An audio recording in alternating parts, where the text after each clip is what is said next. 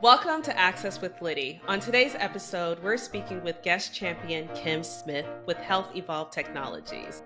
Kim, thank you for joining us today. Thank you for having me. We were connected because of my LinkedIn post about Tori Bowie, who's a 3-time Olympian, and her passing due to maternal health issues. So tell me a little bit about what was your reaction when you heard about Tori's passing? Wow. Thank you for having me, and thank you for asking that question and continuing to talk about what happened a few months ago, because I think it's important to keep the conversation going. Losing Tori, an Olympian who was extremely healthy, made us so proud as Americans, was devastating for so many people.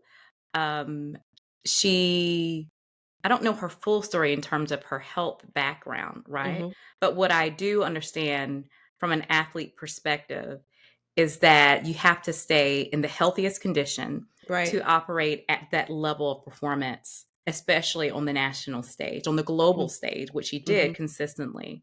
And she was surrounded by people that did just that, right? Who also had babies.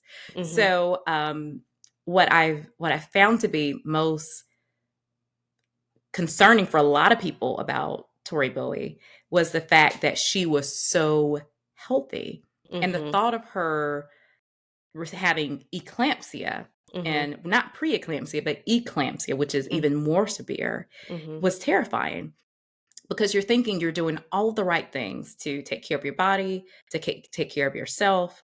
You're in the healthiest condition. However, there might be some other things that are happening with you that, one, if it's being unheard, or if you're not in a position where you have the advocates on your care team, or whatever the circumstances are, you really can be at risk of a really horrible adverse outcome. So I think that for so many people around the world, because there are articles all around the world about Tori, the scary thing was, man, if this can happen to her, it really can happen to any one of us, for sure. Yeah. And this isn't the first scary loss or incident with someone that's well known, that's extremely healthy, and a Black woman in terms of maternal health disparities and mortality. But this really, really hit home for me, just because, one, I'm a near miss. And having lost a daughter due to a severe version of hypersensitive disorder of pregnancy. And I was thinking, not again. It feels as though we're not moving fast enough to close the gap and save lives. It's a life and death thing. I'm just troubled by the numbers that I'm seeing, especially when it comes for Black women and it comes in the maternal health space, but also what is it that we can do? So tell us a little bit about what brought you to the point of creating Health Evolve Technologies. Absolutely. So I spent the past 18 years in hospital and medical group executive leadership, and what I call growing the machine, right? In business development, supporting the M&A side of at least medical groups with physician transitions and leadership and all the fun, hard, and true business areas of healthcare. But after our loss, which I did have that loss 12 years ago, I immediately started looking for ways to have meaning in the loss and make sure that no one was surprised about what preeclampsia was or HELLP syndrome was. And especially as a woman in healthcare, I was thinking, how did I not know this could happen to me? Right. So I started volunteering and serving. So for kind of 11 years, I was serving both locally and nationally in these roles. Ended up being the first Black board chair for the Preeclampsia Foundation. Okay. And got to work with the Office of Rural Health, the Surgeon General, just doing things to bring awareness. But at the same time, growing the machine that I knew needed to shift. The care model really needed to shift in order to facilitate the disruption that was necessary, the innovation that was necessary for improving disparities with Black women. And I realized I didn't want to go back into the C-suite. I didn't want a traditional role. I wanted to create another level of impact. And I was thinking through what that looked like. And then as I looked at the statistics, I was so unimpressed by the fact that we are, in a way, going backwards. And I said, are you kidding me? 11 years of advocacy and the numbers are worse? Okay. So we're going to have to make some changes. So I decided to leap and to launch Health Evolve Technologies that really focuses on reimagining personalized medicine for all. And we're starting with hypertension and disparities in pregnancy. Okay, Kim, you mentioned that the product that you have is called Lauren. Can you tell us a little bit about that? So Lauren is our patient navigator for women that are pregnant, that are battling hypertension and other chronic diseases. And it's named after our daughter. So Lauren Kelly is our daughter that we lost 12 years ago, who's just had me on this amazing journey of advocacy. And now we have a whole technology platform, SaaS-based clinical tool that's being built in her honor. Really for the family, to improve family health. So super excited about what we're doing. But one of the things I'll say is that we work very closely with our physician support team, our physician advisors, to build out our clinical algorithm around the tool. And one of the questions they wanted to answer is, what is happening outside of the time of the visit? And there are platforms out there today where people are trying to figure out SGOH and closing the loop. But a lot of that is reactive. So we want to proactively engage and address issues that could turn into bigger problems. I mentioned earlier that SGOH isn't the silver bullet. There are other aspects. So we don't just ask about SGOH. We ask about values and value alignment. We ask about their, we have self-efficacy questions built in terms of do they feel like they can be healthier, right? Yeah. And if you don't feel like you can change your health outcomes, it will impact your compliance with care plans. So we ask about these questions so that there can be a more customized approach. So it's what I'm excited about is our tool will be able to continue engaging with the patient as they transition from their OB to their internal medicine. And on to our second question, what is the obvious impact that you want Health Evolve Technologies to have within the industry? I thought that if we can make people aware of what preeclampsia was, the signs and symptoms, all the traditional health literacy things, if we could do that on huge scales, then we will see improvements in health outcomes. That was kind of my driving factor. And that's a huge, and that's important, is a huge part of what the foundation still does. But what I found to be true is that it's a lot deeper than education. In fact, Black women are the most educated species on this earth. I don't think we need any more degrees. I don't think our hobbies are to get degrees. Okay, we get PhDs on weekends. You know, let me just get this certificate real quick because I'm bored. So yes, I totally get that. We are one of the most educated. However, we're the ones who are suffering the most when it comes to healthcare, especially maternal healthcare. The numbers are not changing. That is the part where it's just kind of like, okay, what's going on? So yeah, go ahead.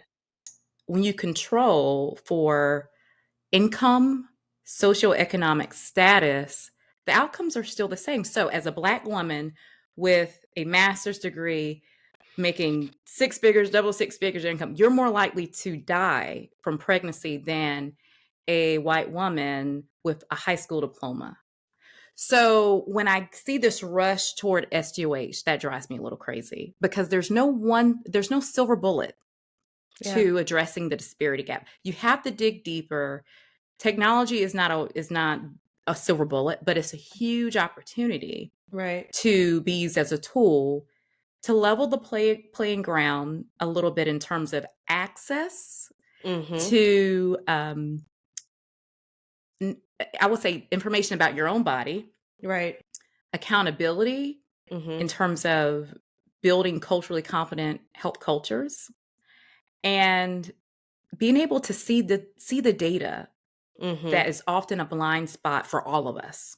Social determinants of health and the initiatives that we have associated with it is just not necessarily the only area that we can make an impact. There's different levers in order to change the life of that one individual and to reduce the likelihood of them dying.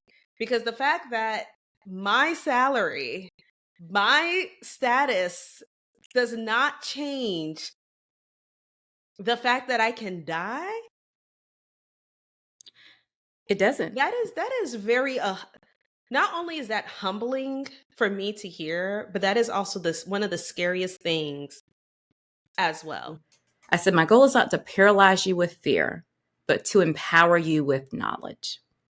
And even though I'm not just focused on the health literacy point, if I can figure out a way Mm-hmm. to push people enough with tools, right, about what's happening in their body, with Yeah. education, and with almost an unction to speak up and use their voice, Mm-hmm. when you're in that room with your physicians, when you're talking with your care team, when you're in a virtual setting, you have not only been more empowered, but you've been equipped. It pulls in social aspects, health equity concerns, all of these insights into a profile that says, okay, these are the challenges I'm having, and this is how I'm trying to manage it. And then having the help team be able to view and see that information themselves on their end in a dashboard, in a way where we're connecting the dots. And I say that because when you talk about impact and disparities, only 20% really can be impacted in the room with the doc. We know that statistically. Mm-hmm. 80% Is outside. is outside of the room. So what I'm building is, we're in the business of the 80%. We're trying to Gotcha. capture insights and data to help provide a level of clarity so that the care team can provide a more personalized Mm-hmm. experience Mm-hmm. and the patient is more equipped. So if Mm-hmm. there's a way that we have to talk about the stories, Yeah. but to do it and say, however, let's give you some tools and position you to be your own advocate in the Mm-hmm. room, with letting the numbers speak, but also giving you some strategy of how to do that as a Mm-hmm. patient. We have to be in the business of seeing, how do we truly create a patient-centered health ecosystem? But you Mm-hmm. cannot do that without sharing these stories, however scary they Yeah. are. I mean, we don't want to have people afraid of having babies, but Right. we have to speak the truth. Yeah. But there are real stories of really, really unfortunate encounters with underserved and underrepresented populations in the health ecosystem. Mm-hmm. Real stories. And I hear them all the time that are dated back 10 years ago, being threatened that, okay, you don't agree with my care plan for your child, I'm going to report you. Mm-hmm. I mean, so Yeah. this is not made up. We're Right. not trying to um, become exaggerative Mm-hmm. with the reality, but there's a reason the stats are the way The that way they they are. are. They are. I mean, and we can say, I was in a another advocacy training years ago in Chicago, and not very diverse. I was representing, of course, some volunteer organizations. Mm-hmm. And but it was such a rich conversation. I remember one of the questions they asked is, raise your hand if you feel as though there are times where your physician did not listen to you during your birthing or pregnancy experience. Almost every hand was raised. Mm-hmm. And I remember being asked by someone, well, if everyone feels as though they're not being listened to, and they're having these challenges with the health ecosystem, and with providers, Mm-hmm. is it really about race? Is race a factor at all? If Yeah. everyone's having the same barrier, yet one particular group has worse outcomes regardless of their income, regardless of their access to food, healthy Mm-hmm. food, regardless of their educational Yeah. level, regardless of their marital status, right? All of these are SUH drivers of Mm-hmm. disparities. If one group is having horrible outcomes where they're 3 to 4 more times likely to die, even though you have the same barrier, there's something going on Yeah. deeper than just not being heard. Their not being heard is life-threatening. But we don't have to worry about that because you're doing something. I'm doing something. You're doing And I'm something. meeting some amazing founders, amazing women founders that are also doing some cool things. Thank you, Kim. This is our third and final question. If you can summon the full power of the social media community, what challenge or opportunity would you love our support on? Wow, that is a big question. I would say I'm very interested in hearing more stories. Okay. I want to hear more birth stories. Mm-hmm. I want to know their connection to heart health, if they have had children or their family members have stories to share. I'm in this state now of being the story collector. Thank you again, Kim, for joining us on Access with Liddy. It's been honestly a very emotional but well enlightened conversation that we're having, not only on the work that you're doing within healthcare, but specifically the work you're doing to address maternal health for Black women. We appreciate you, we celebrate you, and know that you'll be truly successful in all of your endeavors with Health Evolved Technologies for sure. Thank you. Yep.